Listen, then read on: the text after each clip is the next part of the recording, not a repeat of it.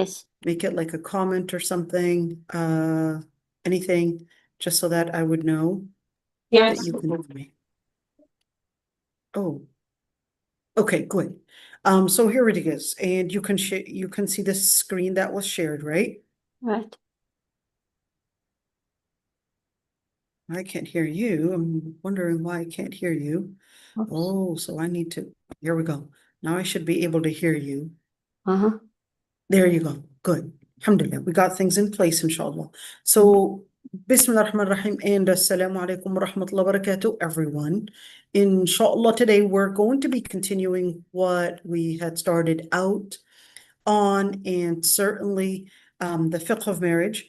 And we did talk earlier about some of the things. We said we're covering pretty much a whole series of ideas.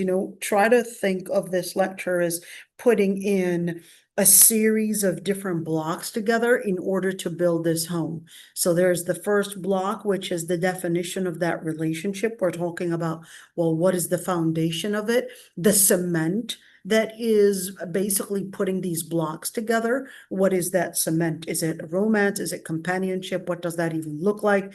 And what is that commitment? What is making that longevity? Remember, even if you were to build a home, you've got certain cement, and that cement, and there's a certain glue that basically puts these pieces together, and certainly the foundation of it. So what type of rocks, what type of foundation, how deep are we going down into basically the ground in order to, well, of course, that is determined by how far up you want to go up.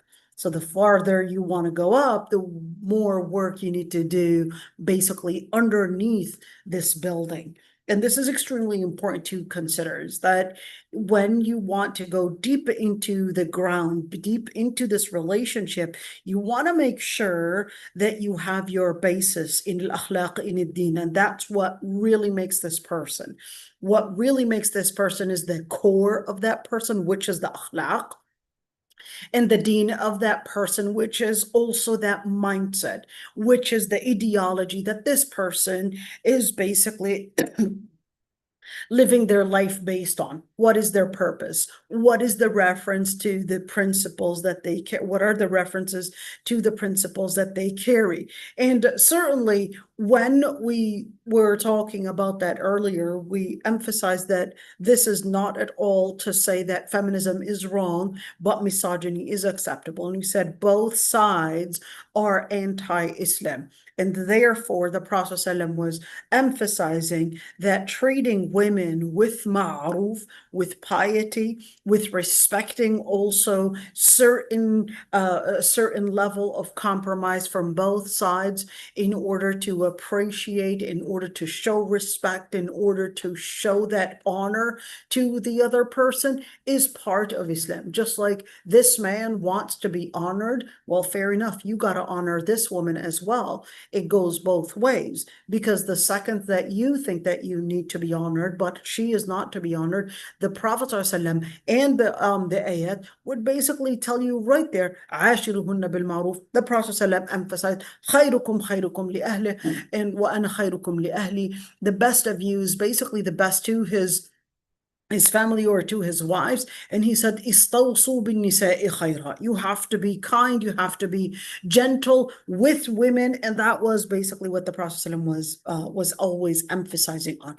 Then we went into the second segment in talking about that, which is certain laws for prioritization in Islam. And we talked about that in general, and we said, think of it as the prism, and therefore what the prism does, it basically lets you know what that beam of light consists of, and therefore to help you understand how to deal with these areas of light, and of course, work around the science of it. And that's the same thing. The principles of Sharia, the guidelines for prioritization, the maqasid al-Sharia, basically the legal maxims in Islam, those act as the prism that helps you see through this beam of light slash Sharia and understand how we live this foundation. So it's not enough to just understand Sharia as a whole, but then you would really have to break it down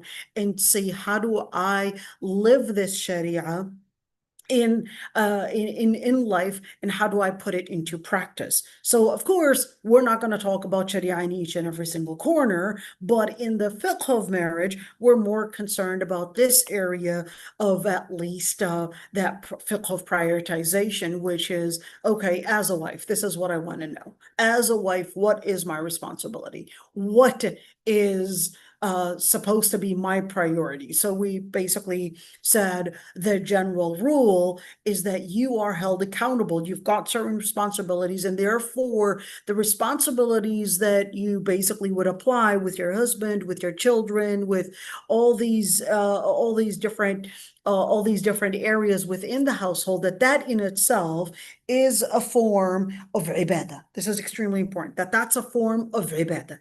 Having that being said, when we say it's a form of ibadah, what you do with your children, how you relate with your household, etc., that is a form of ibadah, and that's actually part of your relationship with Allah subhanahu wa ta'ala. So in other words, don't see it as a separate thing from your Islam, or a separate thing from your spirituality, but see it that you are connecting to Allah subhanahu wa ta'ala by the different dynamics that you relate to as a responsibility within your household. That's why the Prophet ﷺ was emphasizing, كُلُّكُمْ رَاعٍ وَكُلُّكُمْ مَسْئُولٌ عَنْ رَعِيَّتِهِ. You're all responsible, and every single one of you is basically going to be held accountable for what they are responsible for. And we talked about the husband being the first priority in this responsibility. And in order to understand what my priority is, we basically said, with that same exact legal maxim, with the same exact part of that Sharia principle, it's that DNAIM, basically deen, nafs, aql, ird, mal, or spirituality, life, chastity, mind, and wealth. We said in the same order, you're going to be applying that same rule again. So you're going to, think of math. When you do physics, when you do math, there are certain laws that you're going to do it and going to keep using it every single time, whether it's the laws that pertain to triangles, or whether it's laws that pertain to velocity, electricity, whatever it is, all these different things, you're going to be using certain laws. That's the same thing. In dealing with my husband, in dealing with the children, in dealing with the house, I'm going to be using that DNAIM rule again and again and again. You're going to be using it each and every single time. You're going to say, okay, the deen is my first place of a priority, which is their spirituality, or the deen and piety. Number two, their life, which basically pertains to their health as well. And the ird, chastity, preserving the family. My family comes more as the more important priority than perhaps working in my job, or taking care of my job, because my family comes first.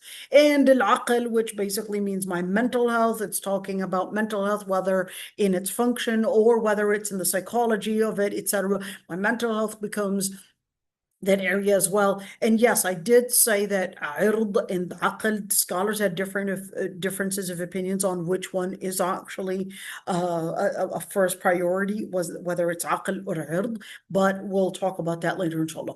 Mal is wealth, so where this money is coming from, how this money is spent, and certainly that money management in order to understand it. Now, we're going to apply the same exact rule, same thing when we speak about the husband, same thing when we talk about children. When we talk about the house, we're going to be using that same exact legal maxim each and every single time. And we did talk about, in terms of deen and relating with the husband's deen, we said, well, to relate to that, then you're going to be looking at that deen for that husband before even you get into that marriage. Why? Because this is a main foundation right there, not only for finding a husband, but that's the same thing. The Prophet ﷺ said, فَاظْفَرْ بِذَاتِ الدِّينِ تَرِبَتْ يَدَاكَ.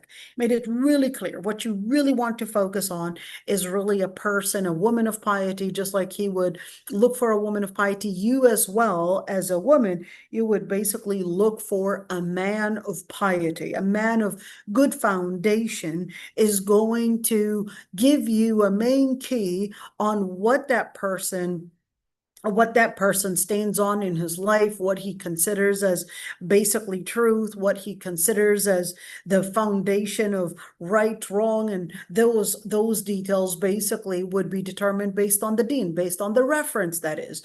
All right, so we did talk about that, and we also emphasized بعضهم أولياء بعض يأمرون بالمعروف وينهون عن المنكر, and we said that they would be supporters for one another, and this is in order to say that there is a hierarchy to Allah subhanahu wa ta'ala. Allahu Akbar.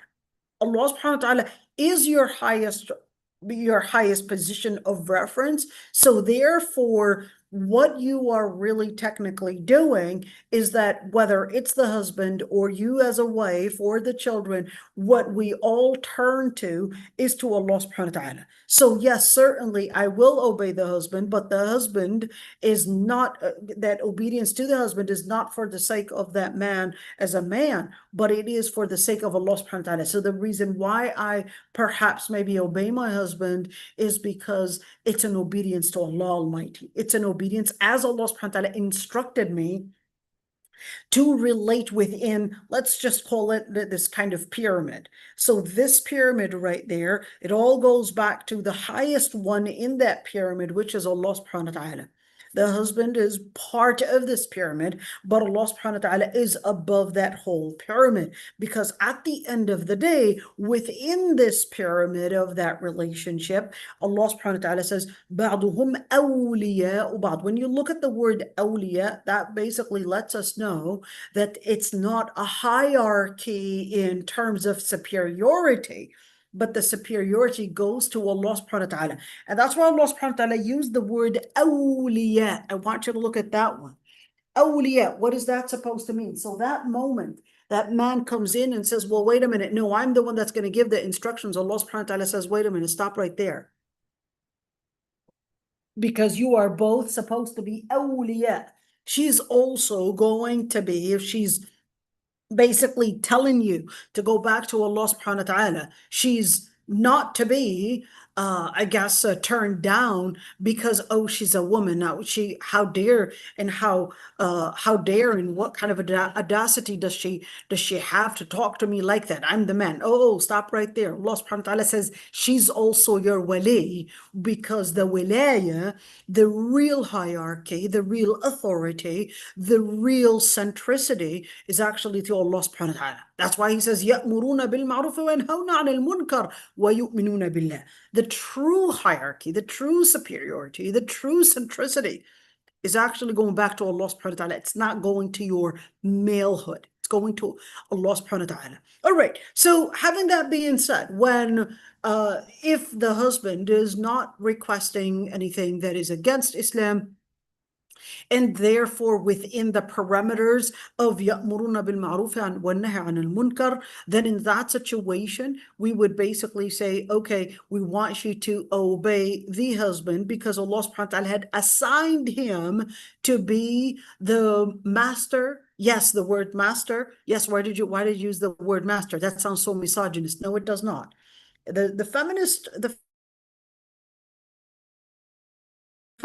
it to sound like, wait a minute, what do you mean master? Does that mean if he's the master, that means I'm the slave? No, I'm not saying you're the slave at all, but I am saying the Prophet ﷺ had said in the hadith, he said that فَإِنَّهُنَّ عَوَانٌ عِنْدَكُمْ, and he said the word awan.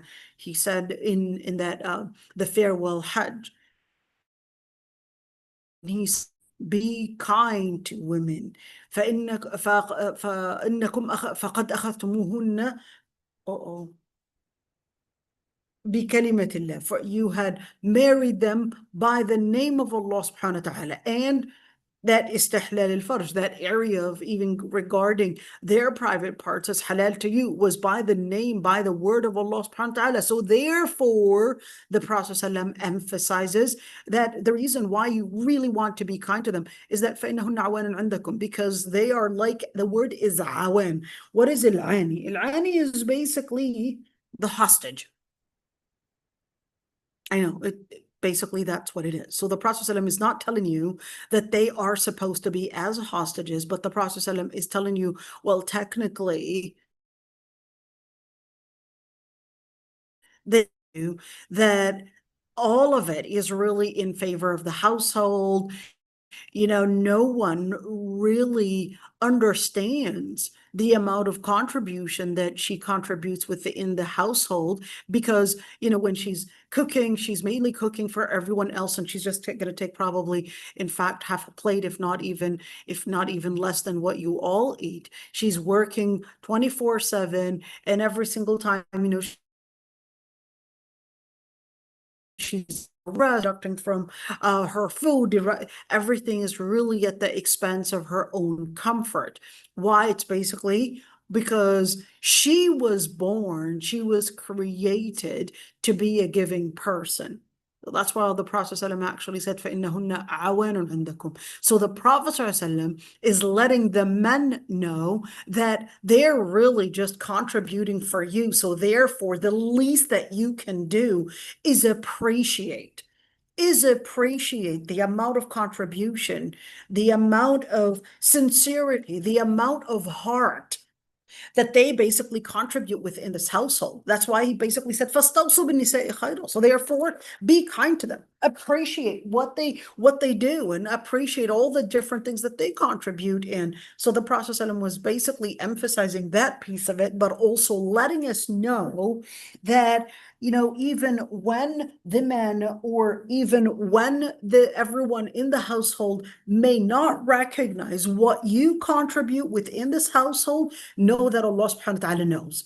Know that Allah subhanahu wa ta'ala knows, and do it for the sake of Allah subhanahu wa ta'ala. Don't do it for the sake of the husband knowing or the children knowing, but do it for the sake of Allah subhanahu wa ta'ala knowing. Just keep that one in mind. No one is really going to appreciate. Not to say that they're not going to be thankful. They may say thank you. They may, show words of appreciation.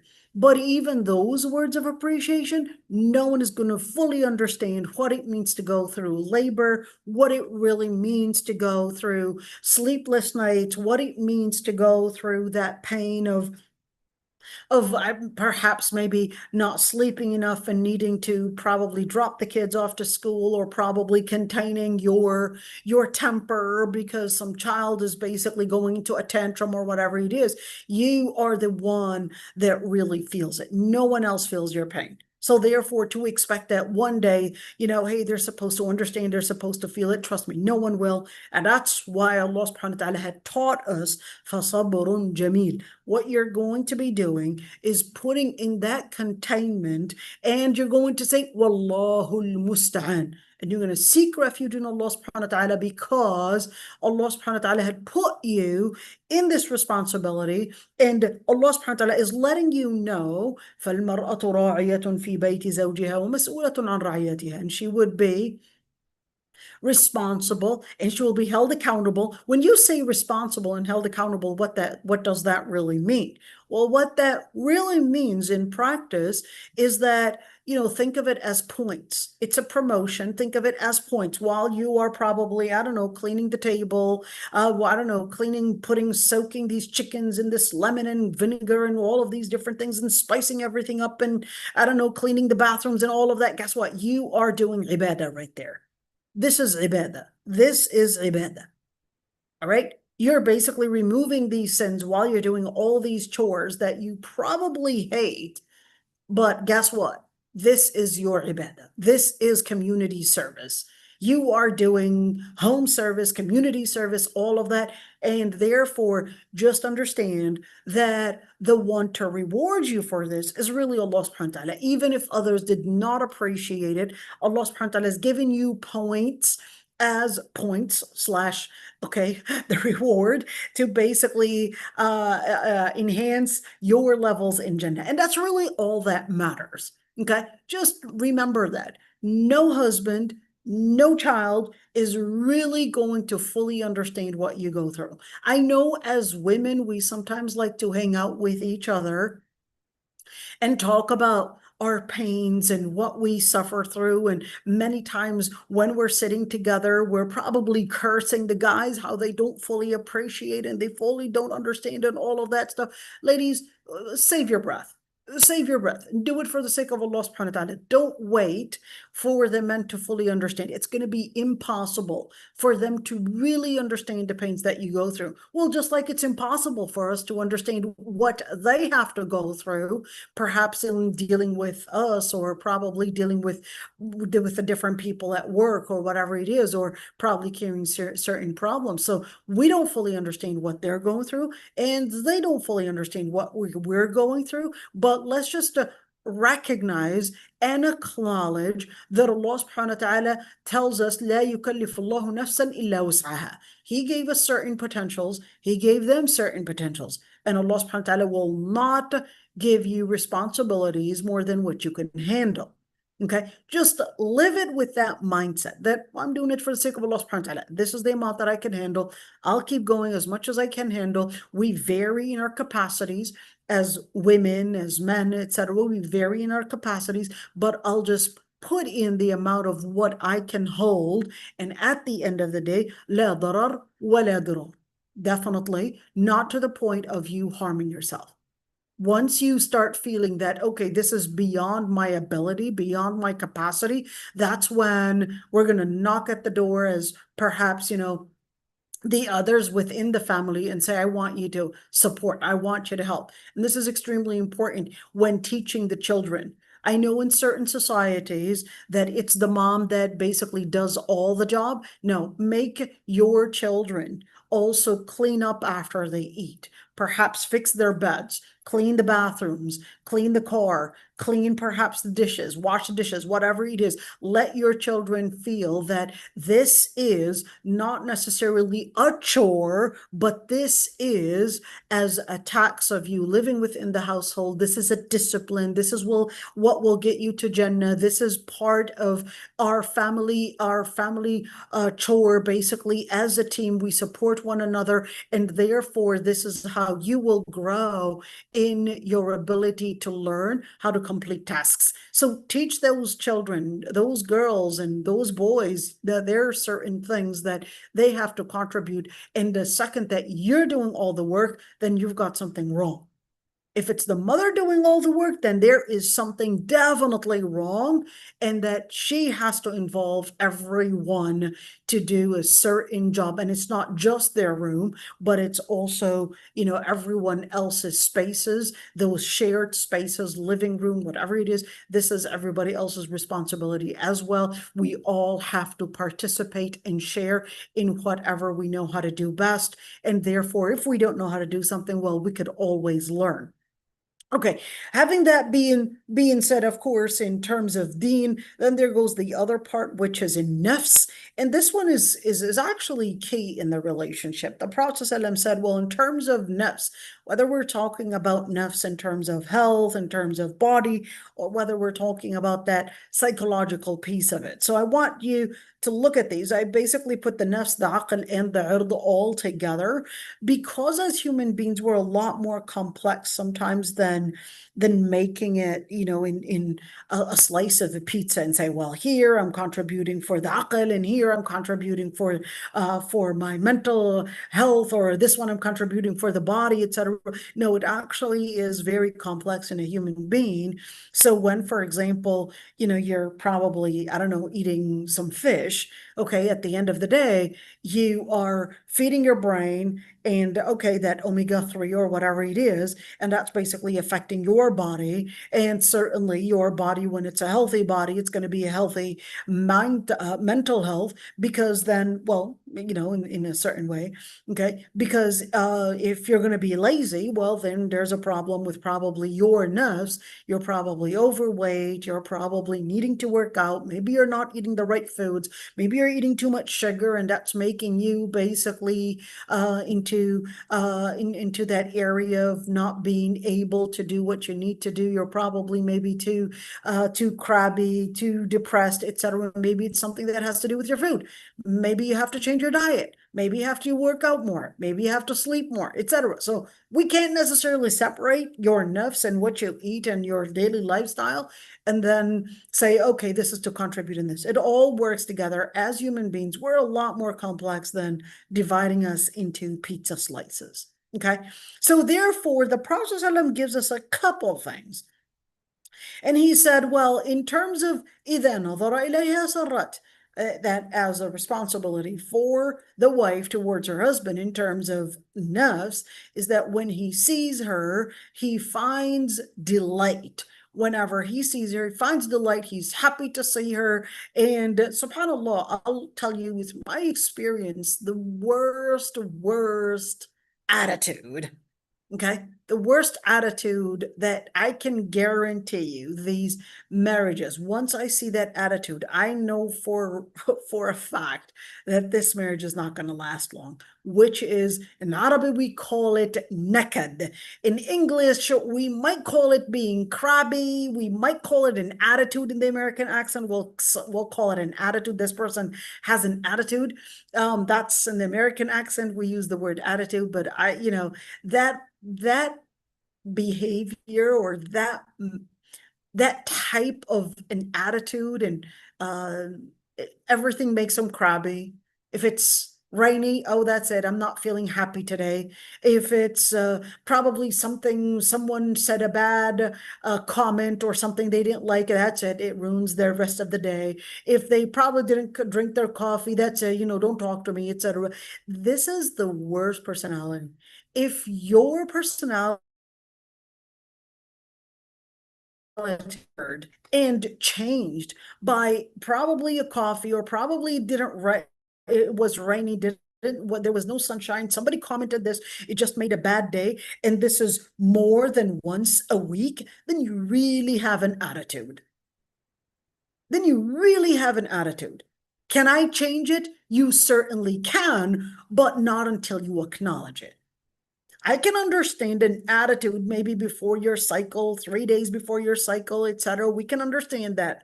But if this is becoming throughout the month, that you're yelling, that you're screaming, that you're complaining, that everything is so painful, nobody understands what you're going through, and you're just always abused, everybody targeting you somehow, sorry, but you really got to work on changing that attitude. How do I change this attitude? You change this attitude by first acknowledging that you've got a problem, and in Allah لا يغير ما بقوم حتى يغيروا ما بأنفسهم. How do I change with what is in my nafs? You change the mindset. I want you to focus on Surah Al-Fatiha. Alhamdulillah Rabbil Alameen. Allah subhanahu wa ta'ala told us they want you to start with Alhamdulillah Rabbil Alameen. Start with that by saying Alhamdulillah, all the praise be due to Allah subhanahu wa ta'ala, and that's one way to let you know that the good things that surround you are a lot more than you think. And in terms of people, husn al-dhann, always think of people and have a positive speculation of people. One of the first and most important things in a relationship is that's when this becomes the knife that cuts through that relationship. And that is when we start accusing people's intentions, when we start interpreting people's intentions as, yes, well, this is what you meant by it. And this is a lot more common in women than men, because men will be straightforward. They hate you. They're going to say, I hate you. They're going to stay away. But for women, no, it's a little different. Sometimes we basically know how to be somehow giving a smile when deep on the inside, we're probably planning something else, or probably being diplomatic in a certain way, hypocritical, whatever you want to call it. Okay, but one thing is that, you know, this type of a wrong intention, this type of continuously interpreting people's intentions, it's really going to put your relationship always feeling this negativity within you. You're not going to be comfortable with it because you're going to be feeling targeted all the time. You're going to be feeling that, hey, you know, it's a form of mental illness. It's a form of mental illness when you start having this paranoia that people are targeting me, people are talking about me, people are trying to do this, somebody's plotting something against me, etc. It's a form of mental illness. It's a form of mental illness. And Islam tells you, I don't want you to live caged with this type of paranoia. I want you to have husn al-dhan. Husn al-dhan, when you have a positive expectations, have these positive expectations and you will find them.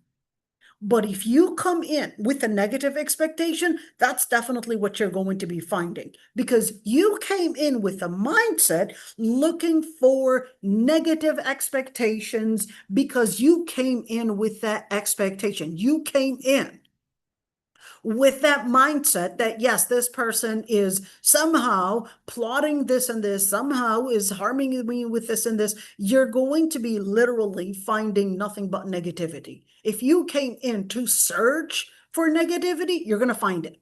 If you came in with the mindset to search for positive findings, you're going to find it. So Islam tells you, I want you to deal with the people around you with husn al-dhan. That's number one. Number two, I want you to come in with this mindset that you have a lot more good surrounding you than evil. You have a lot more things that are going right than the things going wrong. So what do? You basically change your mindset, and that's supposed to trigger that mood within you that Alhamdulillah Rabbil Alameen. And guess what? The people that come in with a negative mindset are less likely to achieve. In fact, they're never going to achieve. Why? Because they came in already set, saying, I'm not gonna pass. I'm not going to be victorious. I'm not going to be successful. You know what? You're right. You're never going to be successful. But if you come in with a mindset, I'm going to be successful and I'm going to try, the chances are you are going to be successful. And even if you were not successful, you will, with this mindset, you will continue to trying your best to get there. But the second that you say, that's it, I'm failing, I'm not going to try again, guess what's going to happen? You just determined that you just failed, and you're going to fail. And that's why Allah subhanahu wa ta'ala says, لا يمل حتى تملوا. Even Allah subhanahu wa ta'ala says, you won't be tired, or he won't be, not the word tired, but Allah subhanahu wa ta'ala will not give up until you give up. Allah subhanahu wa ta'ala will not give up until you give up. You want to give up? Okay, that's it. You just determined your destination, basically. So Allah subhanahu wa ta'ala is teaching you to live with hope, to recognize the good that surrounds you. And number three, to see and search for good rather than search for negativity. You choose to search for negativity, you're going to find it.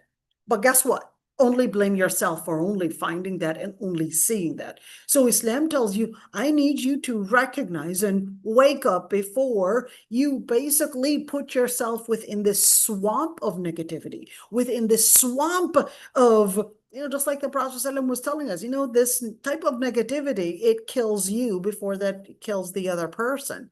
It really becomes a burning fire. You come in with hate, you come in with anger, you come in with envy, it's going to burn you before it burns anyone else. Let's see. Right. So I'm basically talking about one, husband and wife, and same thing if we're talking about sister-in-laws, or we're talking about a family joint system, etc. So this is a mindset. I'm basically talking about a mindset. Same thing. If this is a mindset that she deals, or we deal with the people around us, this person, when she gets married, she's going to come with the same mindset.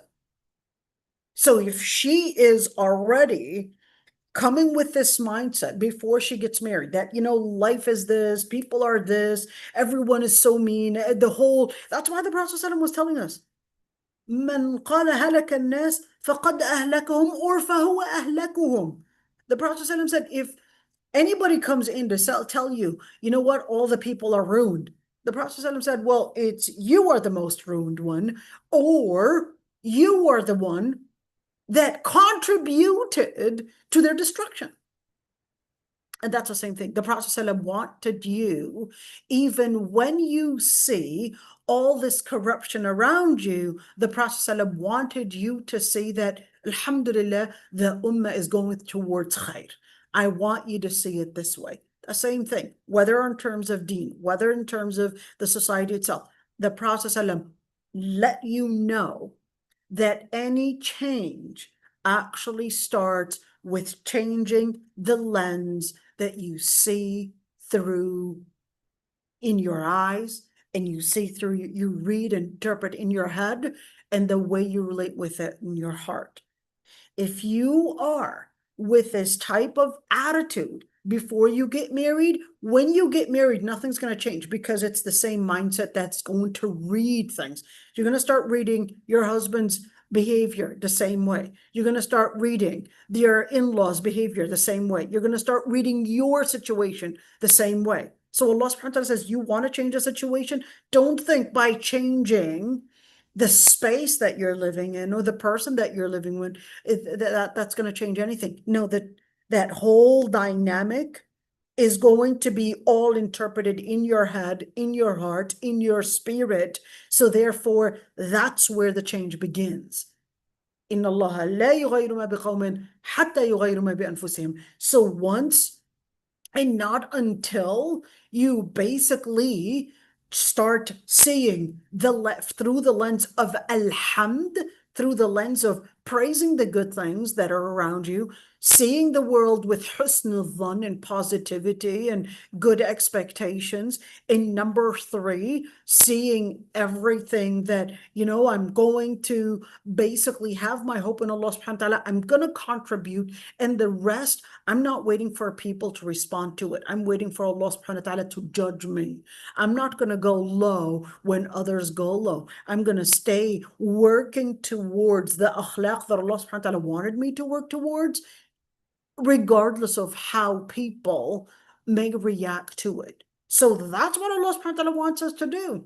And therefore, when I say a healthy, realistic expectation between a sister and her sister-in-law from both sides, what is the healthy? That's a thing. Is that now, number 1, you see the positivity, you see that people don't judge their motivation, their intention based on your negative terms, but also always have these good expectations. Even when they came in with a wrong expectation, don't go low when others go low. Don't get dragged to their puddle and their area of perhaps these mud puddles and whatever it is, and then end up really getting dragged into it. You basically strive to become a better person. You strive to be a person of piety. You strive to be a person of Jannah, even when others are not. Now, the other thing is that إِذَا نَظَرَ إِلَيْهَا سَرَّتْ, going back to that, إِذَا نَظَرَ إِلَيْهَا سَرَّتْ, she's always coming in with a cheerful smile, coming in with a beautiful appearance, coming in with a positive energy that she's basically spreading within the household. And that's why you want to say, well, if you're continuously basically having an attitude or probably continuously sad or angry about something, how many times do you yell at during the day? How many times do you basically not or probably think that somebody is planning something against you? How many times do you turn down different things? How long does it take you to stay angry? How long are you willing to basically move to the next chapter, or move probably to the next move? Let's say your husband apologizes. I know it depends on perhaps the mistake that he had done or the children had done, etc. We're not going to necessarily just, okay, yeah, let's just move on, everything's fine. Okay, but it depends. But usually, how long does it take you to stay within that anger? How long does it take you to move on? How long and how many times does it happen within a month, within a week, etc.? Well, then, if we're talking about one, the amount of time is probably longer. And if we're talking about number of frequency, okay, if this is going to be longer than perhaps maybe 2 hours a week, you got a problem that you need to fix. But if we're talking about, yep, she's cools down, let her, just let her be, and she's going to cool down. She's going to basically just probably let it in, just let her just I guess just deal with herself, maybe give her her own space, etc. Maybe that way. But she'll cool down. But if she continues, but despite all that, and then brings up, let's say you made a mistake this time in your life with her. Yeah, you probably said a mean word, etc. She keeps bringing that up. You got a problem. If you're going to keep on bringing every single time, and I said, I'm sorry, what am I supposed to do? Bow down and start kissing your feet for you to just come on, please. If once we keep on bringing old stories up, then we've got a problem. If we keep bringing old stories up, yes, it is unsolved, but once the person apologizes or once the person recognizes, yeah, I shouldn't have done that, if he was going to be bring up every single mistake up for you every single time, then this is going to be endless. You're going to basically continue bringing up this card of the past, and he's going to be bringing the past, and each and every single one of you is basically just looking with a negative eye at each other's past, and whatever one time we probably did the wrong thing towards one another, then we're just going to consider that, you know what, I'm never going to forgive you, and that's it. I'm then going to say, you know what, this relationship is going towards one direction, which is each one is going to bury the other. Each one wants to bury the other or withdraw from this relationship little by little, because we don't want to acknowledge that we make mistakes and we're going to get over it and we're going to move on. And this is the definition of compromise. The definition of compromise is that certainly I make mistakes, you make mistakes, and then therefore we're going to see how we can both heal and how we can both go about and move on and not bring this ever again. Not bring it ever again. Because the second that you keep bringing this story again and again and again, certainly, maybe you didn't heal, but can you tell me what will make you heal now? Can you tell me what will make you feel better? What can I do? What can I do to make you feel better? What can I do to rebuild the confidence? What can I do to rebuild the trust? What can I do to apologize? What can I do? Maybe you can answer. How can I make up for this? Same thing. Ask him. If you probably wronged him, what can I do to make up for this? What can I help you with? What can I apologize with? What is that way? How can we get over this rather than consider it as a scar? And this is extremely important because as women especially, we tend to find it harder to forget our pains than men for a number of different reasons that we know in science. Women's brain development and all of that, and the cortisol and all those hormones and all the different things in the brain, and how certain areas in the brain basically function. Okay, don't want to get into that, but it is harder on women to forget those pains than men, and we seem to basically just get centered around a certain pain, and then we live it on and on and on. And every single time perhaps somebody wants to move on, they're still basically panicking and living in a trauma from that pain that they probably didn't heal from. So now I would say, healing can sometimes be a choice that you make.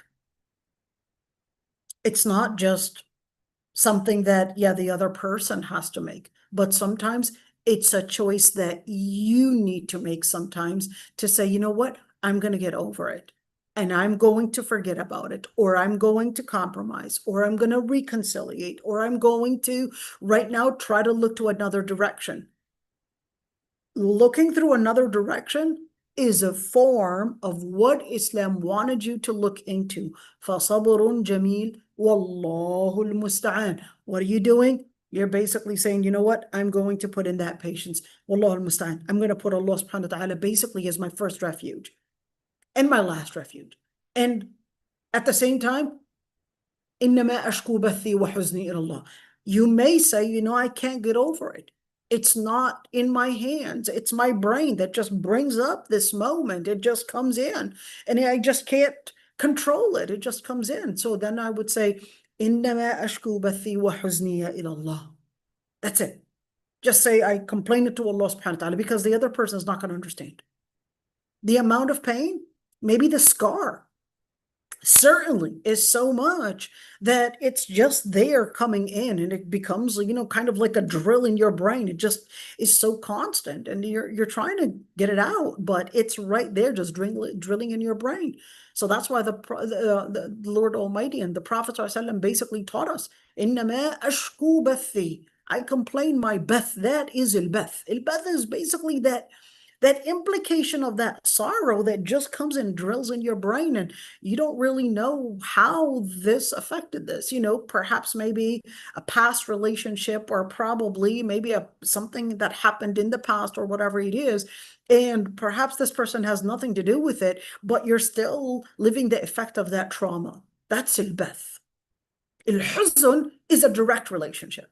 That direct relationship. Yes, this person, that person was the person that affected me mentally, affected me, whatever it is, all these different things. So what do? You basically just, you know, at that moment, you said, well, or they asked you, what can I do to make up for this? What can I do to repair, etc.? And you just didn't know how to repair.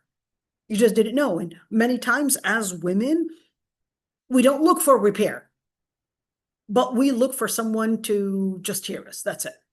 We're not looking for, I guess, a healing, or perhaps, I shouldn't say a healing, because healing is not a noun, but we're not looking necessarily for somebody to give us a solution, but we're looking for someone to hear us. That's our way of ventilating.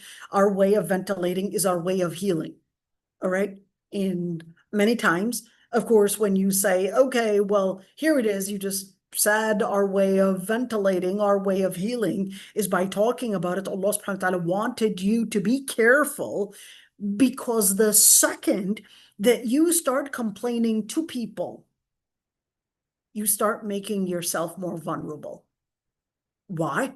Because the second that you expose too much of yourself, you start seeking people's pity. You start seeking people's I guess, apology. And when you seek somebody's apology, that means you lack confidence.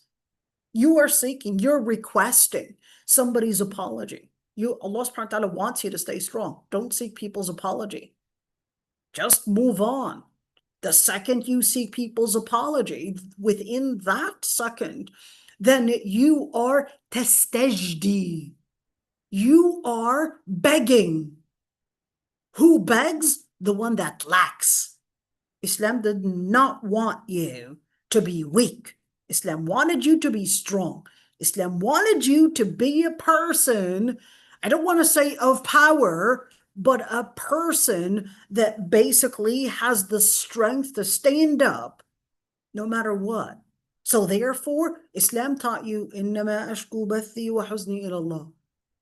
Don't seek that. Islam doesn't want you to expose too much of yourself, because the second you expose too much of yourself, you become vulnerable. The second you expect too much of yourself, you become somebody else's target. The second you expect an apology, or the second you expose too much of yourself, guess what happens? You also start defining yourself as weak. You start labeling yourself. You start letting people know you are a weak person, not a strong person. You start creating your own identity as a weak person, as a vulnerable person, as an easy person to target. That's not what Islam wanted to do of you. Islam wanted of you a person, al-mu'min al-qawi. That's what Islam wanted. Wanted you to be a strong believer. Islam wanted you to be ashku bathi wa huzni Allah. I complain to Allah subhanahu wa ta'ala. I don't complain to people. And this is one thing that many times, ladies, you become vulnerable by thinking that by ventilating to other women, ventilating to your friends, etc. Guess what happens? Your friends, they start having access to your husbands. They start having access to your life. They start basically dictating so much. And then you become easy access. And then you start wondering what happened. How did my best friend all of a sudden become my co-wife? Oh, it all started when you exposed everything. She loved your husband and she became your co-wife. Congratulations. It's your mistake. It's your mistake. You exposed too much. When you exposed too much, you thought you could talk to your husband and start exposing too much. You exposed too much to your husband and you exposed too much to your friends. Maybe you need to reduce some of your talk. Maybe. Definitely, ladies. Reduce some of your talk, and reducing some of what you say makes you stronger. You know why? Because it makes you wiser. Because it makes you sealed. Sealed things are more precious than things that are open and accessible. Just go to any store. Go to any store. The things that are open and they're basically going to be cheaper. The things that are closed and yeah, I need to get the customer care representative or I need to get the customer service or whatever it is to open it. Those are usually the most expensive things. That's why you go to jewelry stores and diamond stores and there's going to be a person at the door, probably so many cameras and many alarms and all of that. And yeah, it's not going to be easy accessible. And they'll have one person per customer just to watch to make sure there's no theft. Why? Because they want to make sure that this is not going to be within people's reach. The more valuable, the more secrecy you live in, the more you basically guard yourself. It's within your hands. So when you look at إِذَا نَظَرَ إِلَيْهَا سَرَّتْ, go back to that one. He's basically one. How do you bring in a surur? How do you bring in happiness to the husband? Sometimes you want to see what's important to him. Is it food? Is it appearance? Is it perhaps maybe working on your diet maybe? Or is it perhaps maybe the way you dress, the way you smell? Perhaps maybe the house and making sure that the house is all clean, not dusty and blah, blah, blah, all these different things. Are those the important things to him? Well, then you're going to be working towards that area. Or what about other things that might be important to this person? Well, ask him what's more important. Sometimes you don't have to ask. Sometimes we have to have that social intelligence to see, yeah, well, he got angry when he came in and he probably didn't find maybe, I don't know, his precious towel or whatever it is. Okay. And there are certain things that are dear to this person. So understanding based on that social intelligence, what triggers anger, what triggers happiness, what triggers a sense of trust, what is important to this person? Is it space? Is it a certain valuable item? Is it a certain relationship? Is it a certain mood? What triggers happiness? What makes happiness? So that's for her to basically do that piece of homework. إِذَا نَظَرَ إِلَيْهَا سَرَّتْ. What will make him happy? What about him? I mean, shouldn't he do the same? Well, yes, certainly. But the Prophet ﷺ, was also giving these tips. So if we were talking to the man, we would probably, have a completely different dynamic. But here we're talking to women, so I'm just going to use this piece of it and take it from there. So let's see, the sister is saying, if a person is trying to embody certain values and work for the betterment of society, but his or her own family continues to behave in the opposite way, how can they deal with the inner sorrow and disappointment? Should they give up social work just because, despite sincere efforts, their own home still hasn't reached that level? Fair enough, dear. Even though it's a little off, but I'll still, fit it in with this conversation. Number one is you basically deal with the people based on the values that Allah subhanahu wa ta'ala had told you to live based on. Remember, Allah subhanahu wa ta'ala says, Inna Allah ya'muru bil-'adli wal-ihsan. Allah subhanahu wa ta'ala says He orders that you would live in justice and al-ihsan. Now, justice is supposed to be the bare minimum. Al-ihsan is supposed to be a higher level. We talked about that before. Al-ihsan is when what's the difference between al-'adl and al-ihsan? Al-'adl is justice. You cleaned my room, I'll clean your room the second day, for example, okay? That's al-'adl. This much from you, this much from me. All right? Now, al-ihsan is to contribute, whether in service or whether in money or whether in whatever you may be contributing to that person, even if they may not give you the same, at least in return. Okay, that's al-ihsan. Okay, now, وَإِيتَاءِ ذِي الْقُرْبَى. When you're talking about relatives, Allah subhanahu wa ta'ala used the word ita. What's the difference between al-ita and probably al-ata? Al-ata is when you give something, but al-ita is when you contribute in good, even though you may not be getting anything in return. That's why we say ita is zakah. We say ita is zakah because you're giving charity, but you're not expecting anything in return. You may never see this person again. So therefore, that's ita is zakah. It was funny. One time I had somebody ask me a question. They said, well, they have this person that is in need, and this person that is in need is basically doing housekeeping for them, and they wanted to give them zakah. But the zakah that they wanted to give them was basically in return for the job that they had done. Can they do that? And I said, absolutely not. Because the job and the money that you would give them, that's a wage. That's in return for the services that they had done. It's ita is zakah. It's basically to give with nothing in return. That's what ita is. All right. So when you look at ita dhul qurba, you're basically just contributing within your family, even if they may not return or at least give you that same type of attitude, behavior, appreciation, whatever it is. That's why that hadith, when that Sahabi told the Prophet ﷺ, I would be so good to them, but then in response to whatever good I give in services and whatever, and kindness and all of that behavior, that I would be, trying to give the good to them. But in the end, they would harm me instead. You don't have to say thank you, but instead they would harm me. So the Prophet ﷺ said, if that's how they are, then فَكَأَنَّمَا تَسُفُّهُمُ الْمَلْ, as if you're throwing sand into their eyes. In other words, the good contribution that you would give, that's what is enough to basically let them recognize this accountability, let them recognize the contribution that you had given. Just continue with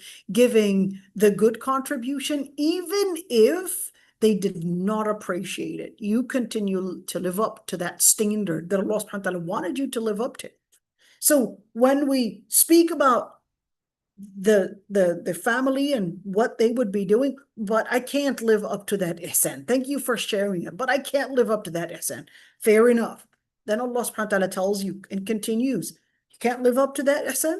You can't live up to that ita'i dhil qurba? Okay, we'll get to the least. The least is that إن الله يأمر بالعدل وإيتاء ذي القربى وينهى عن الفحشاء والمنكر والبغي. Then the least that you can do is that avoid munkar, harm. What do you mean by munkar? Munkar perhaps maybe harming them financially, harming them physically, harming them, etc. That's al munkar. Anything, probably say a bad word to them or give a very cold comment or whatever. That's munkar. البغي وينهى عن الفحشاء. Sorry, الفحشاء is more verbal. المنكر is when you go physical sometimes. Sometimes, hey, or perhaps maybe you're, hey, you took something from my closet. I'm going to take something from your closet and smash it. I live between 10 brothers and sisters, so I know a lot about family drama. Okay. They would take some of your stuff and then you're angry and they might call you some very mean comment that is very sensitive to you. And probably they might actually, just laugh at your pains or etc. And then you have to be strong in the midst of all of this. Okay. Now here's one thing. Munkar is second stage of harm. Al-Baghi is the third stage of harm. So al-fahsha is the first stage, which is verbal. Al-munkar is when it goes beyond verbal, perhaps maybe going into your property, going into probably harming you socially, etc. Al-baghi is all included all together. This person is looking for every single way to harm you. Every single way. If it's verbal, they'll do it. If it's ruining your car or probably smashing your belongings or probably, I don't know, who knows, throwing your phone, putting it in whatever, and just, harming you in each and every single way. That's basically al-baghi. Al-baghi is harming you in each and every single direction that is important to you. That's al-baghi. So Allah subhanahu wa ta'ala says, يَعِظُكُمْ لَعَلَّكُمْ تَذَكَّرُونَ. What is يَعِظُكُم? يَعِظُكُم is giving you a reminder. When you say لَعَلَّكُمْ تَذَكَّرُونَ, in modern terms, it's to give you the right therapy. التذكر is a reminder. When we're talking about therapy, mental therapy, they've got different kinds of therapy. Part of that therapy is basically verbal. They'll sit with you, they'll talk to you, and here's what you need, recommend different things to do to you, etc. And right now they're trying to replace the religious therapy, the religious recommendation, with a different kind of an institution, which is the psychology department and the therapist and all of that. Wait a minute, no, that was supposed to be the deen. The deen, meaning Islam's job, to teach people how to relate with the people socially, how to relate with pain, how to relate with my family members that might harm me, that might cause trauma, how to relate with happiness, how to relate with pain, how to relate with harm, how to blah, blah, blah, all these different things, etc. All right. That was why Islam was sent. It was really to also give you spiritual therapy and mental therapy and certainly the heart therapy. All of that was actually what Islam came with. So when you say إِذَا نَظَرَ إِلَيْهَا سَرَّاتْ, you're talking about that it's not just the husband, but of course, well, within this hadith, the context is the husband, but that's the same even when you're talking about family members. Everybody loves cheerful people. Those are the people, and guess what? Even in business, you are more likely to sell your items when the other people are happy than when they're angry. So in business, you are going to be more likely seeing people compromising on their money, on their items, on whatever it is, when they are happy, when they are content, than when they're sad. So if you want your husband to compromise, sorry, I don't want to, tell you and give you ways of how to be manipulative. Not at all. This is not to be, this is not to give you different ways for manipulation, but this is to say, if you want your husband to agree with you on a lot of things, make them happy. make him happy. You are more likely to get what you want if he's happy. Make him happy, trust me. Definitely, he's not going to give you everything that you want. He's not going to accept everything because, of course, he's got limited capacity, but he is more likely to make you happy when you make him happy. Certainly, we would say happy wife, happy life, but I will say we may not be able to control the man and say, okay, here's what I want you to do to me. But I will say, إِنَّ اللَّهَ لَا يُغَيِّرُ مَا بِقَوْمٍ حَتَّى يُغَيِّرُ مَا بِأَنفُسِهِمْ. Same thing, ladies, you understand it the way you want. Even when it comes to intimacy, he will not be capable to be there for you if you are continuously being crabby and, sorry, but being a person of attitude. He's not going to be there for you. Biologically, it's impossible. You want him to be there for you. You want him to make you pleased. You understand it the way you want. Make him happy. Please him. Make him feel comfortable. See what it makes him. إذا نظر إليها سرت. See what makes him content, and you will see he will make you happy as well. It goes both ways. Certainly, if the husband is making his wife happy, she too. In fact, sorry guys, but women are more likely to be sincere in their relationship than guys. Sorry. I mean, I see it as a fact. That's why subhanAllah, Allah subhanahu wa ta'ala even created us. We just don't know how to move on even after the death of the husband or the relationship basically ending in divorce, whatever it is. It's so hard for us to move on. That's why Allah subhanahu wa ta'ala told us, you need to do iddah. Iddah is not just khulu al-rahim. It's not just to make sure that she's not pregnant, but al-iddah is also that therapy. We have to live in a moment where we're just at home trying to absorb all of this before we're capable of moving on. Al-iddah is ibadah. That waiting period that she does where she's not going out, she's basically at home, it's just to let her heal.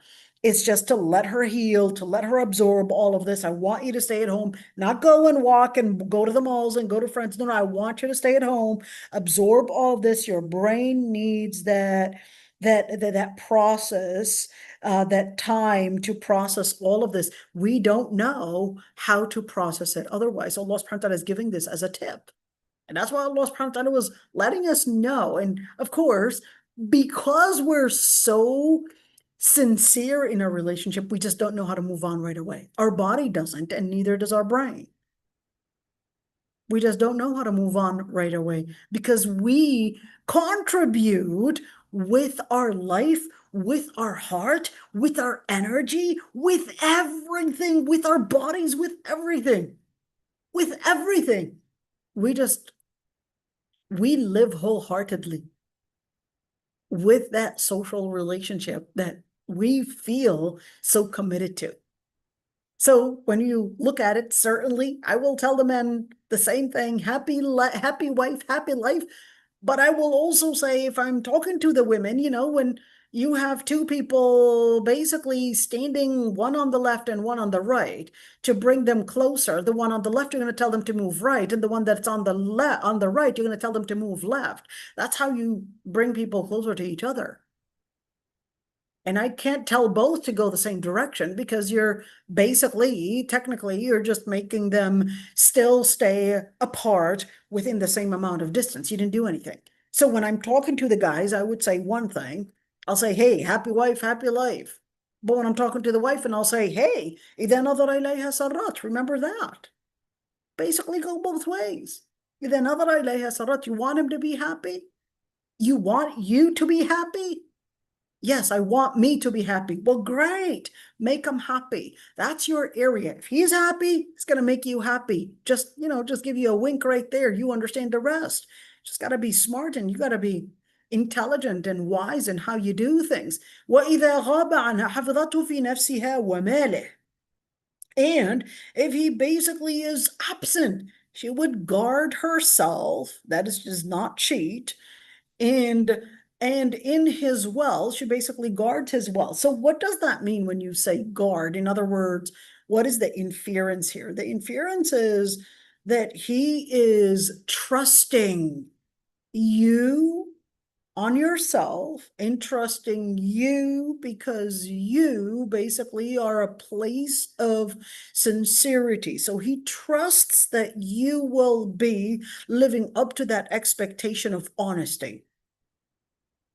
Living up to that expectation of honesty, whether in the property or whether with yourself at the end, that you live up to that expectation of honesty. And that's why Allah subhanahu wa ta'ala, not only in regards to herself and property and all of that, but this is basically telling us that a key thing in the relationship is really that honesty. That's the key thing in the relationship, is honesty, transparency, is living up to the principle, whether the person is present or the person is absent. You live up to the principle. They don't have to be there to see that you're committed to the principle, because to you, you live up to it. You live that principle even when that person is absent. That's a key thing in the relationship. Let's see the other one. حافظات للغيب. Allah subhanahu wa ta'ala says, حافظات للغيب. What is حافظات للغيب? It's not that they memorized the names of jinn and the names of malaika and hellfire, or the Jannah and how many doors it has and what the names of the doors of Jannah and all of that. That's one side of Aqidah. Congratulations if you know all of that. Good job. But حافظات للغيب, this is actually talking about حافظ للغيب, meaning what no one else sees but you. You're the one that sees that, oh, he throws his dirty socks. He probably comes in and he's, sweating from work, or probably has a bad habit of doing this and doing that. Do not share it. That's a ghaib. Yeah, but it really irritates me. And I want to complain about it. Complain to him. Don't complain it to your parents, dear. Guess what? Even when you move on, what you complain to your parents, they'll never move on. They'll paintbrush your husband. So you want to make sure that you learn how to preserve those things that only you know about, only you had seen. That's حافظات للغيب. حافظات للغيب is that you don't disclose his mistakes. So no, don't disclose his deen and his mistakes. You don't disclose certain things that you probably don't like about him. Maybe, I don't know, the overweight, or maybe a certain thing about his body, or maybe, and certainly you never disclose anything about maybe an attitude, etc. But the most important thing is, do not disclose anything that relates to intimacy. That's extremely private. Nothing about intimacy you disclose whatsoever. Unless you're going to a doctor and probably has some kind of a dysfunction, etc., then we're going to a doctor, we're going for a treatment. So we're going to a person that's a professional to help us fix this problem. That's a different story. But just like you would not want your husband to share that, hey, you're probably having continuous bleeding or whatever it is, the same thing, he would not want anybody to know that he's probably having some kind of an erectile dysfunction because of diabetes, or because of cholesterol, or because of whatever it is that he's probably going through. No, you keep that as completely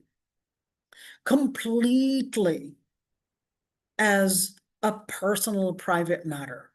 Even if you needed to seek a fatwa, do not underline that. And I know so many women that really told me that they actually asked questions that are extremely personal, and disclosed extremely personal matters. Please be anonymous if you really need to ask a question, whether it's a female sheikha or a male sheikh. Please be anonymous. Do not disclose your personal matters. Please, as much as you can. It preserves your husband's honor, and certainly it preserves both of your honors, and certainly it gives you this peace of mind. You don't let anybody know anything about you, especially in regards to these things. Let it be something that is just between you and your husband, unless you needed to get treatment. And of course, you cannot be completely anonymous to go to the doctor's appointment. But if you're capable of going to doctor's appointment with completely anonymous, of course, which is impossible because they have to, certain bureaucratic things, of course. But at the end of the day, is that just learn how to maintain certain things as private. Ilmal, no one needs to know. No one has the right to know. All right, how much money you're making, how much rent you're paying, the price and how you're paying your cars, I don't know, auto insurance, or perhaps whether you're buying the car or probably leasing the car or whatever it is, and probably your kids. No one needs to know. No one has the right to know your income and how you do your own money management. That's a personal matter. Once you get people involved in your personal matter, and whether you and your husband are making a joint income and how much you're contributing from your income and how much he's contributing, let that be something between you and your husband. And whether this house is in your name or your husband's name or joint property or whatever it is, and how you do, I don't know, the prenuptial agreement and all of that, make that as much as you can as a matter that is confidential and private between you and your husband. Because the second that you involve others in knowing about your expenses and knowing about your income and knowing how you do this money distribution without you realizing, people are going to start then somehow thinking that they can judge where you should be living and whether you are being fair in the way that you probably do money management and all of that. Well, you got them involved. It's like, well, it's none of their business. Living in a place that's probably, I don't know, $2,000 rent to you is more important perhaps than buying a fancy car. All right. Or somebody else, they're like, no, I'd rather live in an apartment, but actually buy name brand clothes. Okay, if that's more important to you. Someone else, no, I'd like to save the money and live in something that is very economical and save the money for those times, or probably for the future, maybe buy a house back home is more important to me. Okay, well, that's more important to you. So if you want people not to get involved in your preferences, make sure you keep it private, because people will then think they have the right to dictate how you make the money, how you spend the money, and certainly will then judge you of being stingy or being stupid or being whatever. Well, you're the one that disclosed all these things. Do not disclose it, and basically be private in order to basically not have others get involved and perhaps maybe try to dictate what you should be doing. They have their preferences that are important to them. Someone else has their preference. So if you have your preference, don't disclose it. So go back to this one. حافظات للغيب. Preserve these things that you and your husband know about, whether it's in terms of chastity, in terms of mind and how he's got an attitude or whatever it is, or perhaps money. That's حافظات للغيب. Just learn how to not disclose it and learn how to keep it personal, so you don't become an easy access to others to dictate your money, dictate your personal life, dictate what you do, and perhaps even start thinking that they can judge you from the outside. You be your own judge on what you think is the right way to fix your personal matters. That's to you is more important. Probably save money and buy a house back home. Okay, good luck. That's your preference. Okay, someone else, no, I'd rather have a very fancy house and and be very economical on my I guess daily expenses. Okay, that's your preference. You're okay with that? This is what makes you comfortable. Okay, so as long as both of you are content with it, learn how to not make it public information. And of course, kufran al-ashir, that you remember when we talked about that kufran al-ashir, forgetting the good and probably just remembering all the harm and the trauma and all of that. Well, that's part of Kufran al-Ashir. I think I talked a lot about it, that I don't need to bring it up again, and not saying the blessing right there. So there you go. So those are some of the things. Let's see. The sister is saying, what is the difference between pleasing someone and making someone happy? Well, it actually is part of it. You're pleasing someone, okay? Many times when you're pleasing them, you're just trying to impress them. Okay, but I'm not talking about impressing. I'm talking about bringing pleasure here. Okay, so in bringing pleasure to that person, I'm not talking about pleasing, meaning impressing them. I'm basically, yeah, I'm talking about giving them pleasure. What probably is, what probably might be something that brings pleasure to the husband is different than what brings pleasure to the wife. Okay, what brings pleasure to the husband, in let's say a private relationship is completely different than what pleases a wife. And certainly what pleases the man, probably maybe a good dish, etc. But what pleases a wife, wash the dishes for me. What pleases the wife, I want to come in and surprise me that you cleaned all the house.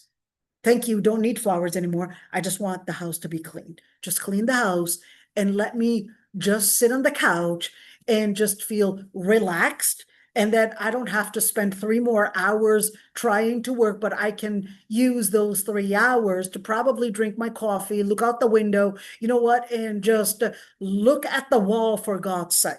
Maybe that's what pleases the wife, okay? But for the man, it's a completely different story, because he doesn't, probably not always, and depending on the culture, to them, maybe, yeah, I want good food. I want perhaps maybe my I don't know, my clothes ironed or whatever it is. Who knows what, every single husband and every single culture has their own thing. So at least, we got the husband right there, at least covered right there. Some people reveal things only for the sake of showing off, merely to appear impressive.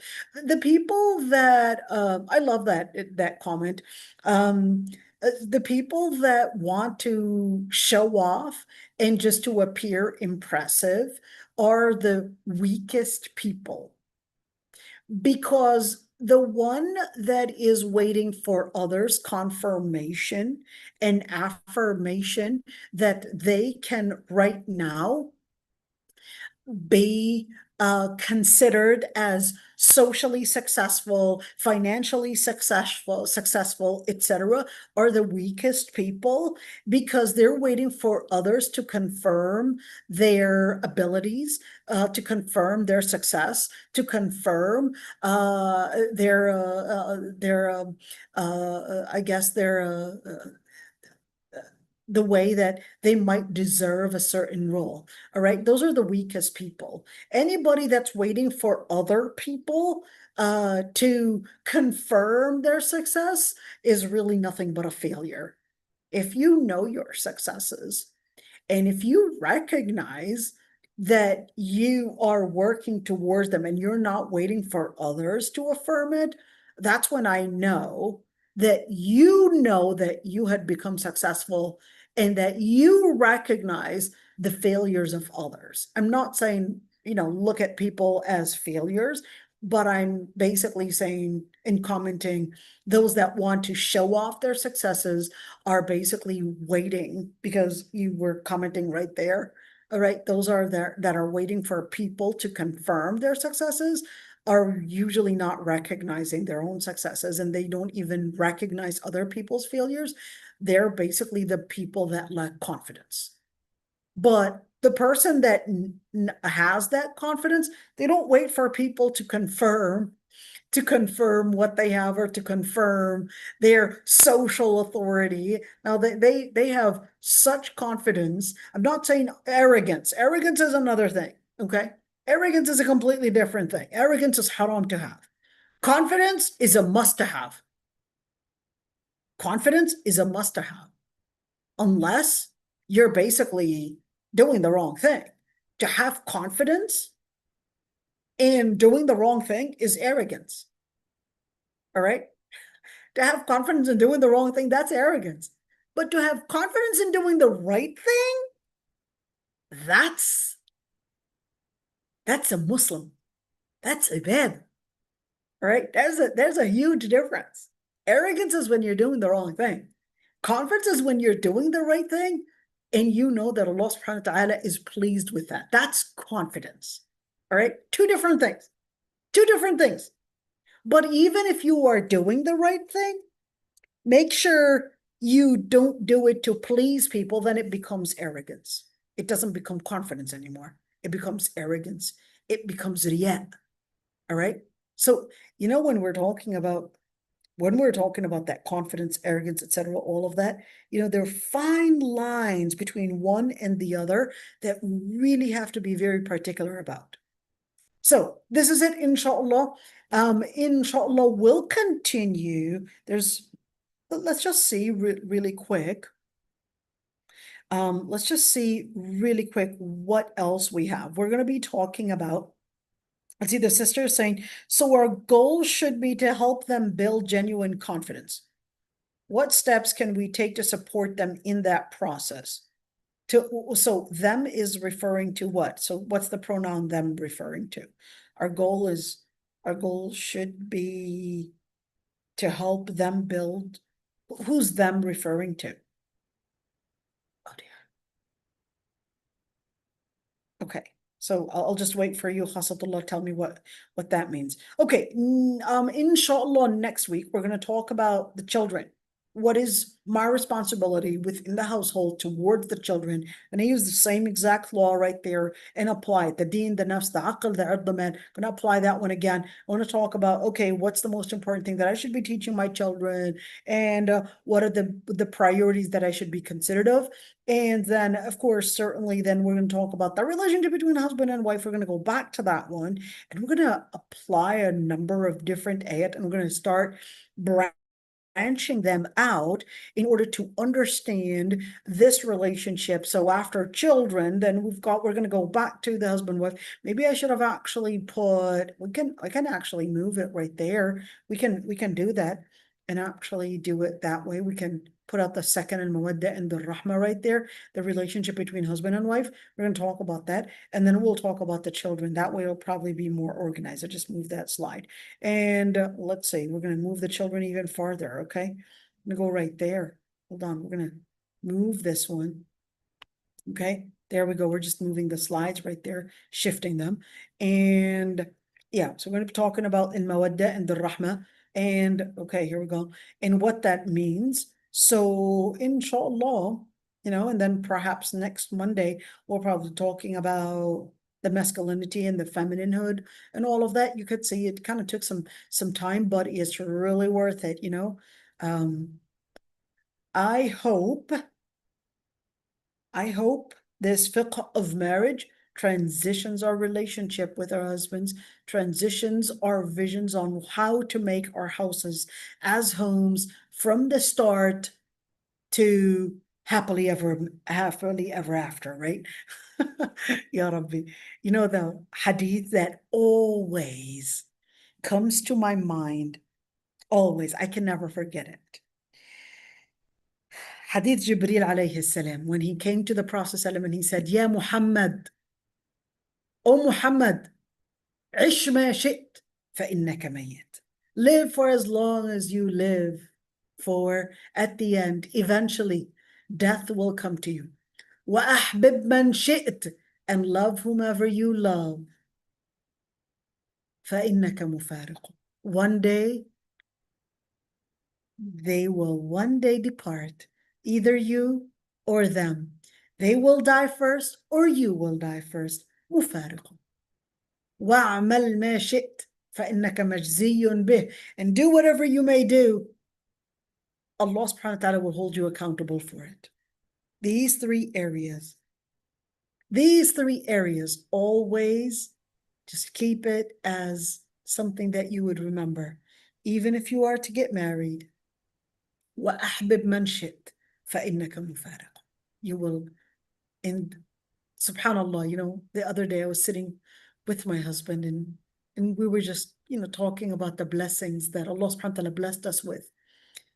And he asked me, what is the most thing that you fear? And I said, I really fear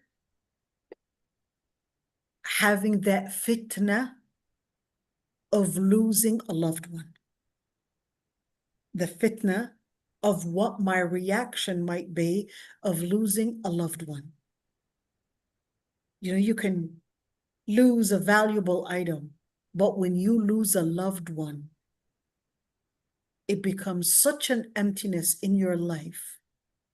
Such an emptiness in your life to lose a loved one, a dear husband, a son, a daughter.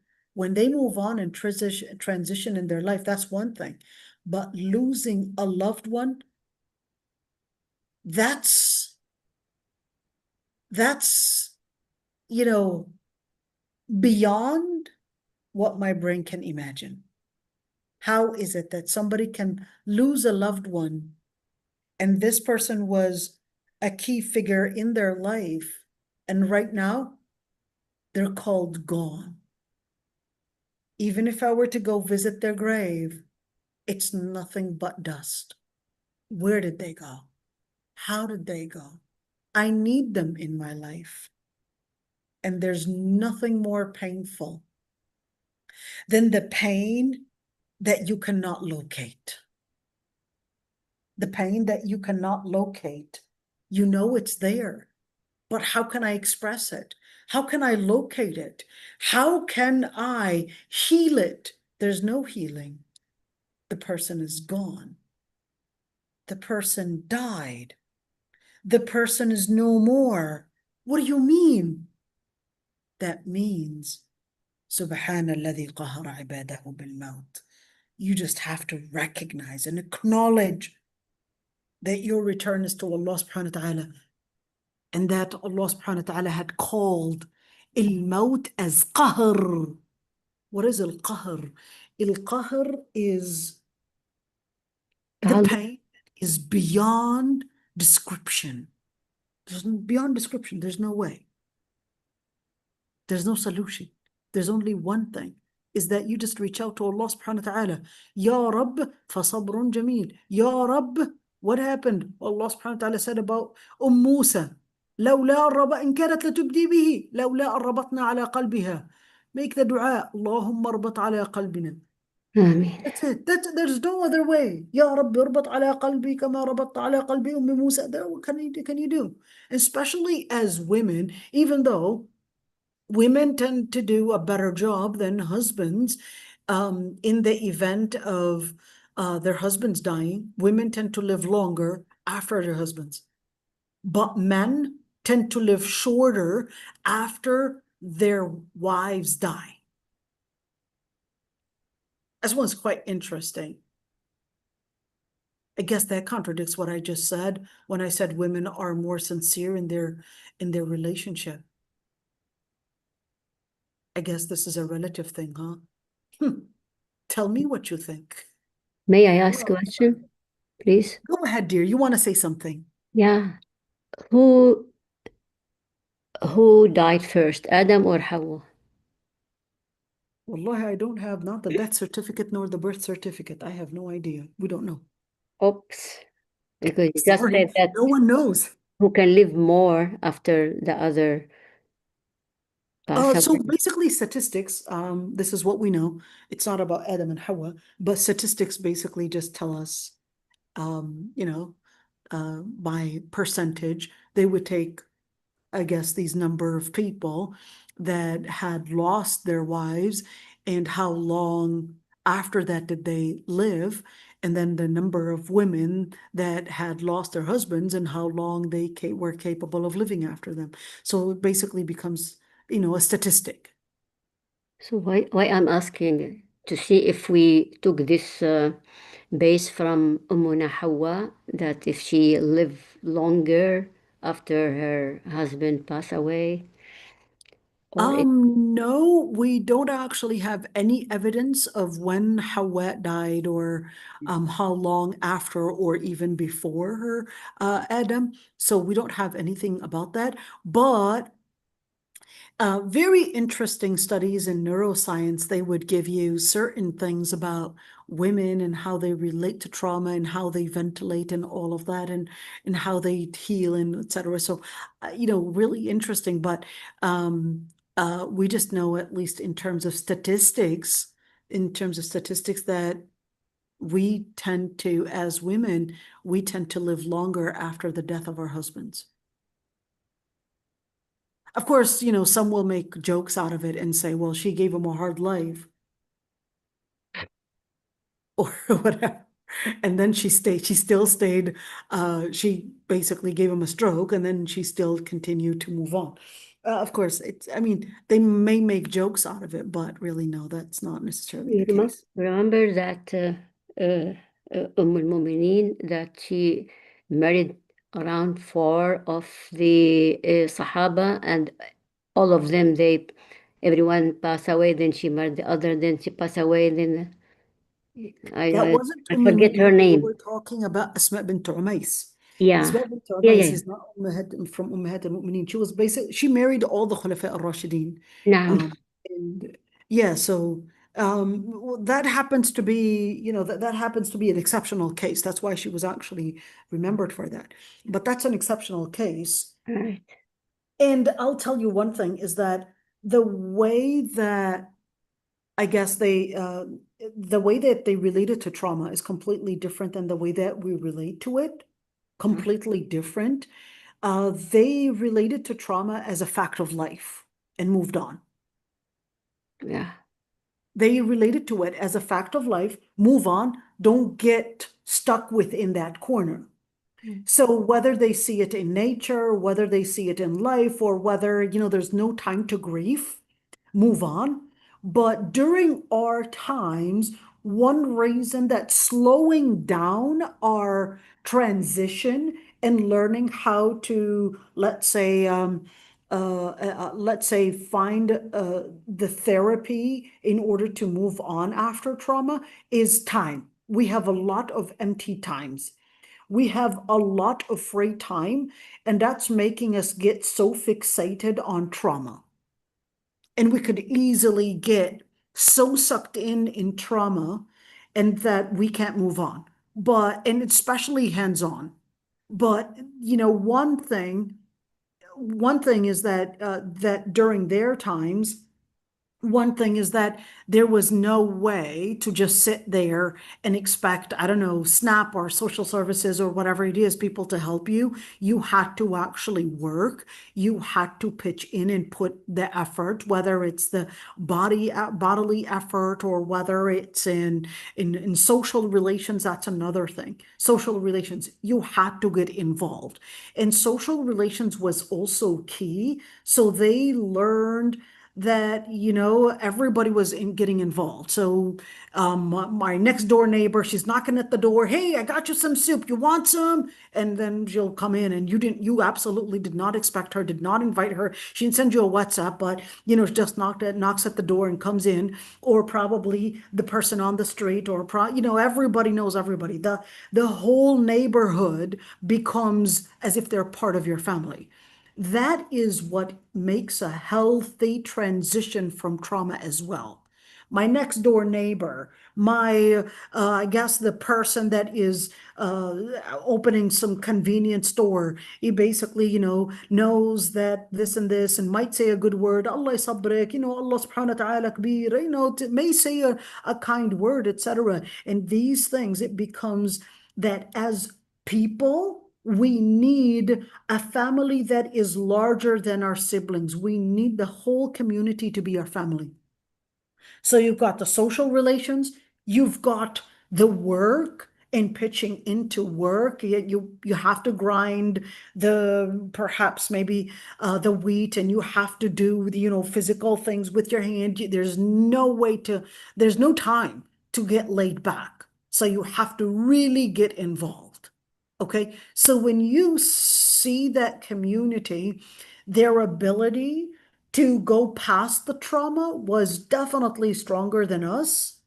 They were stronger because the society was one, contributing and better and better in tact and definitely in their relationships closer. Number two is that it basically is because they had a lot of work to do. So when you have free time, expect for all these thoughts to come in and start haunting you and coming in and putting you in a state of depression. But once you go out in the society, you basically get involved, etc. You basically are less prone to addiction, less prone to trauma and depression, less prone to all the different illnesses that result from depression and anxiety.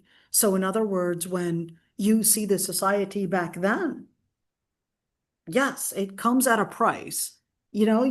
Somebody might say a wrong word, a harmful word, it's a harmful comment, but they're so thick-skinned that they learn how to get over it.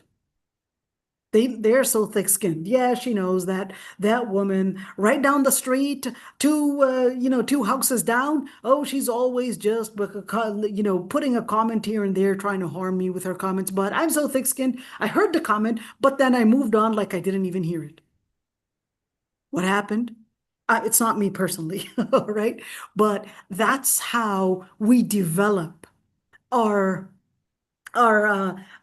strength in moving on with trauma and moving on with anxiety and moving on with enhancing our social skills.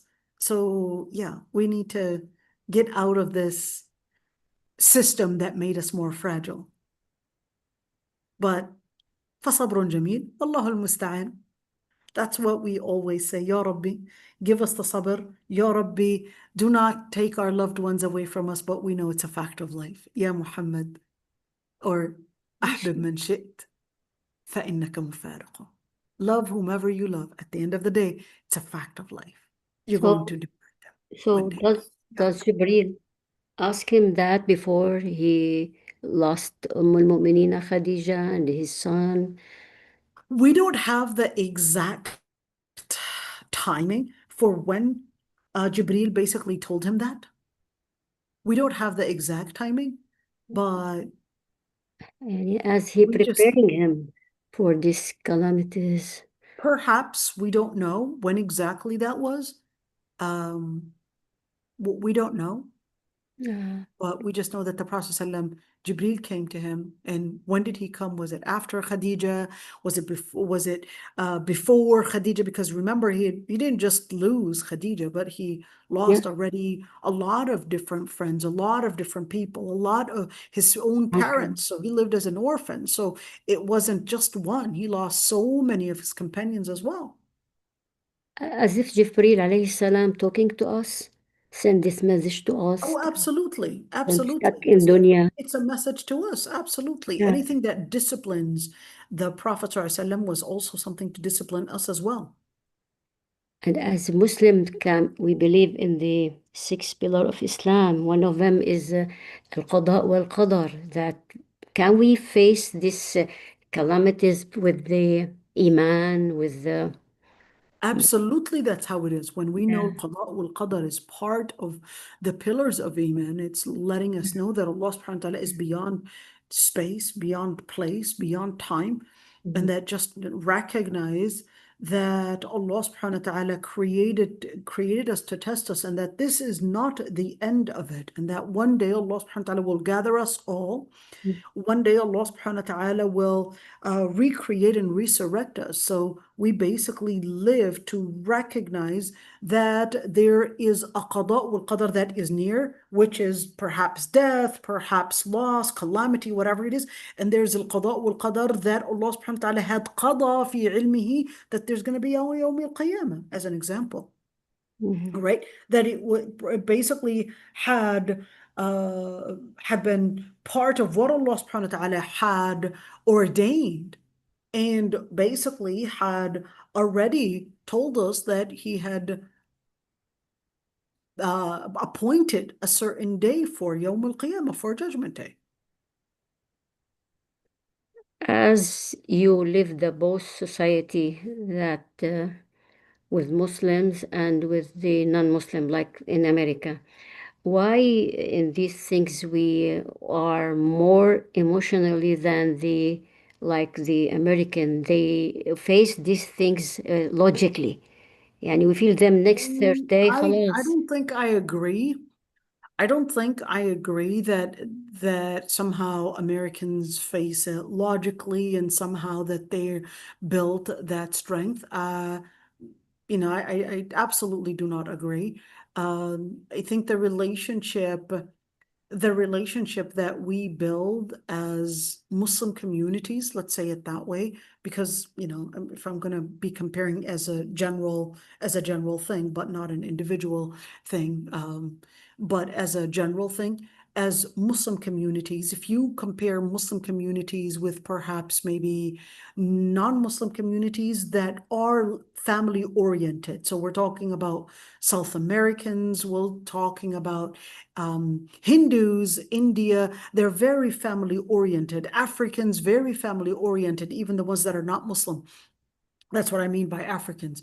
Okay. The families that are very family oriented, the loss of a loved one can really be something that means a lot to you. But unfortunately, the Western societies have distanced themselves from being family oriented.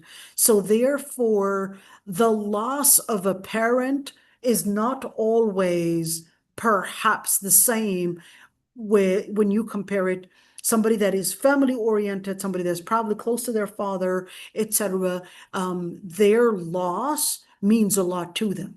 It doesn't mean, in fact, even if you're talking about Americans, okay, if you're talking about the country people, in America, they're very family oriented, very, very family oriented. The way that they relate to trauma or even the loss of a family member is completely different than the Americans that are living in the city, which tends to be a liberal society. Okay, they're not family oriented within the city, but out in the country, oh, they're very family oriented, and the relationship is completely different. Relationship is completely different. The family and how they build those relations, the construct is completely different. So it's a completely different thing. So I wouldn't necessarily say Americans as all basically dealing with it as if it's, yeah, well, they died. All right, RIP, and that's it. No, it depends on which area you're talking about. You're talking about country, you're talking about city, who are you really talking about? That's one.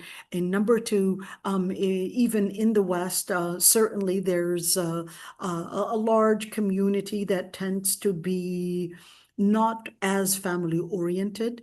And certainly those are the people that, when they might lose a family member, etc., it's like, okay, they just moved on to uh, their creator and that's it. Mhm. So what do you think, says Umayya? Are we on the same page? Yeah, but I found that the white people not seem like the African, the black people with this like family. يعني the black people, the African people or the Mexican, they understand the family more than seem like the Arab. You see, not seem like Right. the white. So what you mean, why that family orientation, you mean? Why American very white, family white oriented? American, not same like the African American. No, African American is a completely different thing. African American, it depends on which areas you're talking about. African Americans, their structure was different. Right now, I would say African Americans had really changed compared to the 80s. And I'm sure if you were to talk to an African American that lived long enough to really see these decades within these generations, how back in the 80s, they were different. And I'm sure in the 60s, they were different. And I'm sure in the 50s, they were different. And right now in 2025, they're completely different. But I'll tell you, the African American society back in the 80s, at least, that's what I remember. Okay. The family orientation was a lot stronger than it is today, way stronger. The grandmother had a lot to do within the family. The father, and certainly the mother was respected a lot more. All right. But there, I would say, if you're talking about African Americans, I would say that there are a lot of conspiracies to, or that was done to the African American society, whether to, I would say, put them in a certain area within certain neighborhoods, within certain, let's call it certain structure of financial structure, perhaps maybe we're talking about, you're talking about, whether we're speaking about, first class, second class, but to make them as the class that is the poor class, the area that does not have the best education, the area that basically is also not the best security. You'll have more drugs there. And even if they were to go up on the ladder of work or even getting an education, even if they were to get an education, for example, some while back, Minnesota School of Business, that was the Carlson Minnesota School of Business at the University of Minnesota. You had out of 900 applicants, that was in one point, the numbers are, they were actually speaking like that. Only 4 African Americans were accepted when you had all the rest were white. You're looking at, there's a lot of discrimination. There's a lot of discrimination in how African Americans would, one, get accepted to a certain school, how later, when they would get degrees, how they're accepted for a certain job. And of course, they are more likely to be targeted in basically accused of violence or accused of drugs or et cetera, and probably get indicted to end up in prison than a white American. So there's a lot of there's a lot of discrimination, and certainly, there are a lot of great studies to actually expose this type of discrimination within the African American community, whether in the amount of money spent in the African American neighborhoods, whether on schools, even in terms of clean streets and in all of these different things. So you're talking about the infrastructure, and you're also talking about education, who's accepted, who's not accepted. So there's definitely a conspiracy that basically put the African American society in what it is in today. And certainly it's very sad that the African Americans did not well organize themselves. Okay, they organized themselves for the Black Lives Matter, but I would say to a certain thing, to a certain level, but then it just ended there. Where's that organization to educate the African Americans more? Where's that organization to basically get them and ask for not only Black Lives Matter, but where's that contribution to make them get better housing, better education, better schools, better this. So you will see, for example, the Jewish community. The Jewish community, they are the ones to a certain, and to a great degree, I'll say it that way, they're funding the Jewish students to go to the best schools. We might think, oh, it's just, hey, that's because you're Jewish, you're getting a green card to go with. No, no, no, no, no. The Jewish community is, regardless, okay, you like it or you don't, they are organizing themselves. They manage to fund the smart students. They don't have, let's say, a scholarship, they'll get them scholarships. They manage to basically give them a good institution to basically have them go up the ladder. African American community, unfortunately, they're not as organized. The Muslim community is trying to catch up, and is doing a great job in catching up. And certainly the recent events in what happened in Gaza and all of that basically is making me very optimistic in where the Muslim community is, I guess, jumping up. And I would say jumping up the ladder, not going up the ladder, but I will say jumping up the ladder at a very good pace in supporting one another. But we still need further unity. But if you talked about the African American community, there is a lot of conspiracy against the African Americans, and even in a way, it's subliminal slavery. It is subliminal slavery because it's a way that they will benefit.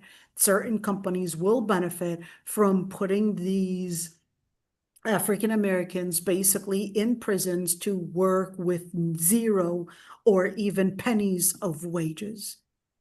So it's another institution that basically had absorbed and wanted to, get those that trace back to the ex-slaves, basically make them still be in a system of hidden slavery. So unfortunately, the African American community has a lot to work on in terms of organizing themselves in order to make their societies better. And there's definitely a high rate of drug rate, a high rate of violence, a high rate of this, but at the same time, they do actually have the highest rate and ratio of people from the African Americans that have the highest degrees. Okay, just keep that one. But they are not given the same privilege in getting a job or even making it to those high levels. But you will see even African American women, 3 PhDs and 4 PhDs, and might not even find a job because they're more likely to give a job to a white woman than African American. They trust them more. This is real. This is real. So, that's a completely different story, but there are actually numerous books and numerous professors that had done outstanding lectures. You would be really shocked, really, really, really shocked to hear these lectures and these numbers, and you would really cry. One of my favorite books is Slaves of Allah. Slaves of Allah, and she talks about, it was for Sylvie Dio, and she talks about the African Americans and how they were forced to leave their Islam and how they had done their best to maintain their Islam. And just talks a lot about that. It's a great book. Definitely. I held that book and I could not put it down. And I was in the midst of writing my PhD, but I was just reading and reading. I'm like, you know what? I'm gonna put my PhD on the side and just finish that book. I absolutely was just out of words. What happened. It's definitely a must read for all of us. and a must read for every African American. All right, this is it, everybody. Oh, wait a minute. So she said, so our goal should be to help them build genuine confidence. Yeah, we talked about that. Individuals struggling with the habit of seeking continuous validation from others. SubhanAllah, she said, I have the same fear that I have stopped making things routinely, like calling my mom every night before bed, other things.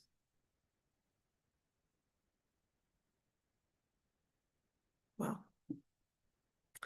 Let's see, Sumaya says, at what point, especially after reflecting deeply and praying about it, should a person decide that they can no longer remain patient and need to speak about something that's causing unhappiness in the marriage, in relationships?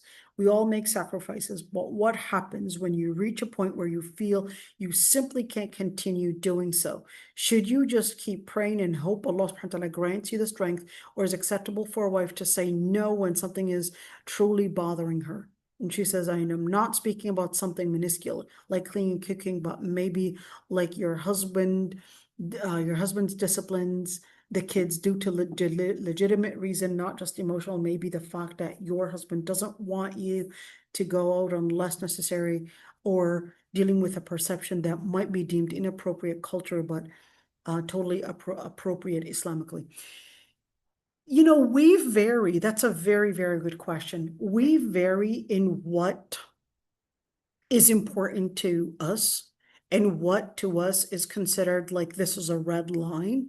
If this is a red line to you, talk about it and insist and make it heard to the husband. It's like, you know what, you need to do this, and keep on saying it. And when I say keep on saying it, verbally, if every single time you say it verbally, it goes probably into a different direction where he's probably misunderstanding your voice tone, or probably, you know, accusing your voice tone of this and this, maybe write it down, let ChatGPT, I don't know, reword it in the most appropriate formal way by all means, or whatever it is, to make the word reach at least what you're probably intending. And that way, you know, he can not misunderstand it. So you're asking for examples like, this is what I want, you know, word it properly and see how, you know, you can actually get there with your idea. So we vary. And if you feel that, you know, this is important to you and you word it and you say it, and if not, hey, write it down.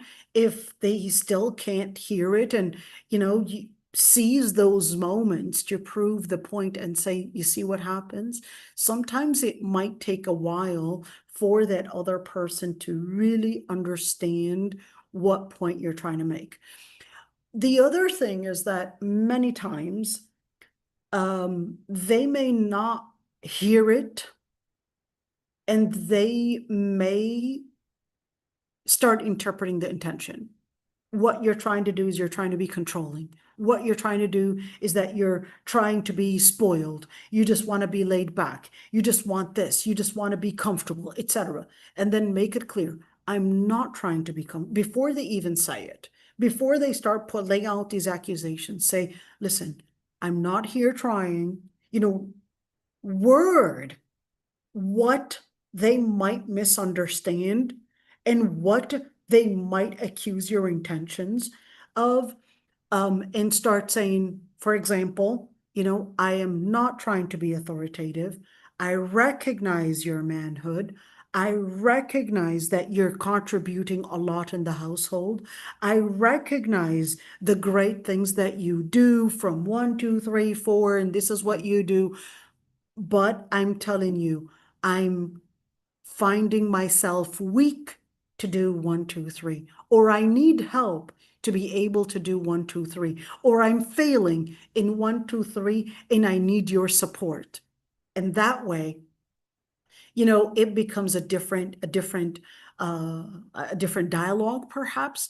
You word and you say what he wants to say before he even says it, and say, I understand this is how you feel, but I don't intend to feeling that way. I understand This is what you would like to say. Allow me, give me 5 minutes to speak. Don't make it too long. Give me 5 minutes to speak. Hear me off, and then I'll hear you for 5 more minutes. Don't let the conversation be too long, because once the conversation gets too long and the person gets into that type of, I would say, trigger moment and angry moment, then it becomes not a dialogue anymore. It becomes a monologue, and it becomes just an angry conversation. We're not hearing each other anymore. Pull out when it starts getting heated. Pull out and say, it's okay. We'll talk about this later, inshallah. I'll let you continue with what you're doing. Let him hear what you just said. And then you'll come back later. Can you repeat what I said? Can you explain to me what I probably did not think that you understood? And that way, let him say what you're trying to say. And that way, you'll probably have that moment that you feel that, yes, he heard me. Can you say what I was trying to say? Can you tell me what I'm looking for? Can you tell me why you're not capable of doing 1, 2, 3? What's keeping you? Can you tell me what I'm doing wrong based on your opinion? What can I do? Etc. So that way, I will say we can make that as a dialogue, then a monologue, and then accusing one another. Usually men will misunderstand your direction as an order and trying to be authoritative and trying to cancel out his manhood. At least in certain cultures, I would say Arabi is like that, Somali is like that, African American is like that, certain cultures, African is like that, that they would say that you're trying to cancel out my manhood, you're trying to cancel out my masculinity. Different cultures have different ways of how they interpret what a man is, what a woman is, etc. So many times, you have to keep on emphasizing. You'll find yourself needing to emphasize frequently and say, listen, I'm not trying to cancel out your manhood. I'm not trying to take away your authority. I'm not trying to cancel you out. I recognize and I appreciate 1, 2, 3, 4. I thank you for 1, 2, 3, 4. That way they'll feel that you're not eliminating them, you're not canceling them out, and feel that, yes, you appreciate. Okay, now we can talk. Thank you for acknowledging my contribution. Thank you for recognizing what I'm trying to do and the amount that I'm trying to do. And then say, well, I need help in this and this. I'm feeling in this and this. That way, when you say I'm needing help, I'm failing in this and this, he will feel that, okay, she's acknowledging a certain weakness. Once you acknowledge a certain weakness, now that's a weakness right there. I don't know what's done. Once you acknowledge a certain weakness, sorry, that was very spontaneous right there, but this is Malaysia. You would get all these different things, What on earth was that? Once you acknowledge certain weaknesses, lets the other person recognize that, I'm not here trying to overcome you. I'm not here trying to, be the boss, but I'm actually telling you, I need help. My children, I'm not capable of, seeing the aftermath. Look at their grades, that's going down. This boy is having an attitude. I'm trying to work on it, but he's not basically responding. He's in his teenage. This is now needing a male figure to come in. All these things, it becomes that dialogue that we have to learn how to do. We have to learn how to do, and it's not whatsoever, me trying to overcome you, but it's basically trying to support one another. Okay, this is it. Of course, خاصة الله كل من عليها فان ويبقى وجه ربك ذو الجلال والإكرام. Absolutely, absolutely. لا إله إلا الله. ويبقى وجه ربك ذو الجلال والإكرام. So this is it, everybody. Inshallah, we'll see you all tomorrow for the tafsir. Okay? Yeah, tomorrow for the tafsir. Hopefully I won't be tired. So yes, inshallah.